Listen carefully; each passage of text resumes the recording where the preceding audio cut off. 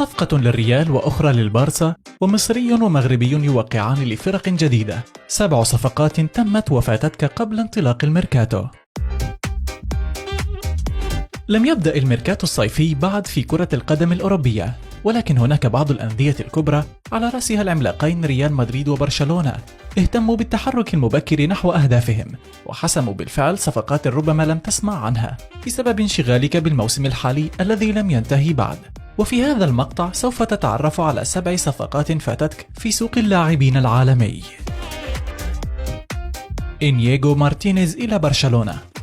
صفقة تأجلت لسنوات ومواسم عدة، ولكن أخيرا أغلقت إدارة البارسا صفقة التعاقد مع قلب دفاع أتلتيكو بلباو بعدما انتظرته لينهي عقده الحالي مع بلباو، وأتمت التعاقد معه في صفقة انتقال حر مجانية.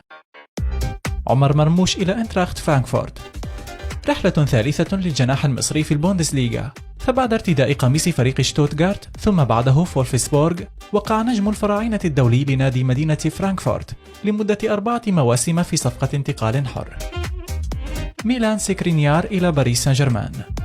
مدافع الإنتر قد تكون مباراة نهائي دوري أبطال أوروبا ضد مانشستر سيتي هي الأخيرة له بألوان النيراتزوري بعد رفضه تجديد تعاقده مع الأفاعي وتفضيله التوقيع مع عملاق الكرة الفرنسية في صفقة انتقال حر لتعزيز الدفاعات الباريسية بداية من الموسم المقبل. جواو بيدرو إلى برايتون. يبدو أن المدرب ديزيربي بدأ العمل مبكرا على خططه في الميركاتو من أجل مواصلة المسيرة الرائعة مع طيور النورس، وبالفعل أتم صفقة قياسية عبر تاريخ فريق الجنوب الإنجليزي، وتعاقد رسميا مع البرازيلي جواو بيدرو مهاجم واتفورد بمبلغ اقتربت قيمته من 30 مليون جنيه استرليني. عبد الحميد صابري إلى فيورنتينا.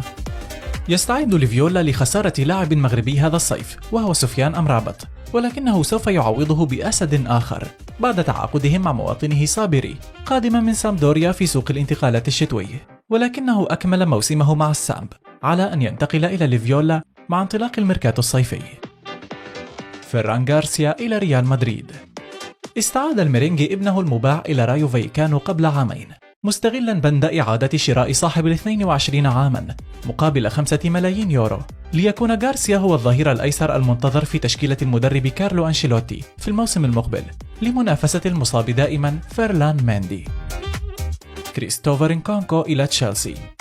نجم هجوم نادي لايبزيغ أتم انتقاله إلى البلوز منذ شهور، حتى أنه قد اجتاز الفحوصات الطبية في عيادة لندن بعد موافقة إدارة تشيلسي على دفع 60 مليون يورو كقيمة الشرط الجزائي في عقده مع النادي الألماني.